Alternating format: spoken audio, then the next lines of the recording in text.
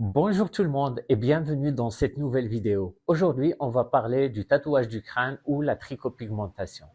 Je vais vous expliquer toutes les étapes que je suis avant d'avoir un résultat final, celles que vous avez l'habitude de voir sur mes différents réseaux.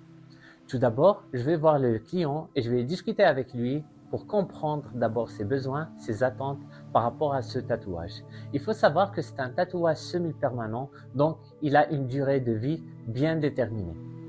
Une fois tout cela est décidé et expliqué en détail, en amont et en aval, à ce moment-là, on va raser la zone s'il choisit un effet rasé. Par contre, si le client il choisit un effet de densité, on n'aura pas besoin de raser. Une fois la zone est rasée, on va nettoyer la zone. Donc, on va utiliser un produit spécial qui va permettre d'éliminer toutes les bactéries sur le crâne. Ensuite, on va déterminer la zone sur laquelle on va travailler. Tout d'abord, on va dessiner la ligne frontale et puis on va voir en fonction du nombre de zones que ce client a besoin et qu'il souhaite les faire. Une fois cela est fait, bien sûr, je commence mon travail.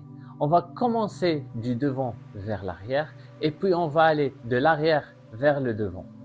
On va faire plusieurs allers-retours pour tout simplement avoir un effet le plus cohérent et le plus proche de l'effet des follicules.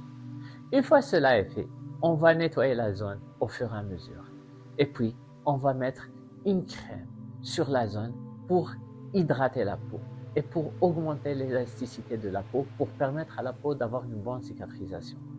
Je demande auparavant au client de laver ses cheveux avant la séance. Pour la simple raison, c'est qu'après la séance, le client il sera obligé d'attendre minimum 1 semaine à 10 jours avant qu'il puisse laver ses cheveux. Et pour cela, je demande aux clients, à tous les clients sans exception, de laver les cheveux avant de venir me voir. Et moi, je vais nettoyer aussi leurs cheveux avec des produits spécifiques pour éliminer les bactéries et éviter les infections. Bien sûr, une fois le tatouage semi-permanent est terminé, je vais leur envoyer une vidéo qui explique toutes les étapes qu'il faut faire et qu'il faut suivre après la séance. Et bien sûr, je n'hésiterai pas de demander des photos et des vidéos pour qu'on puisse analyser ensemble l'évolution de ce tatouage.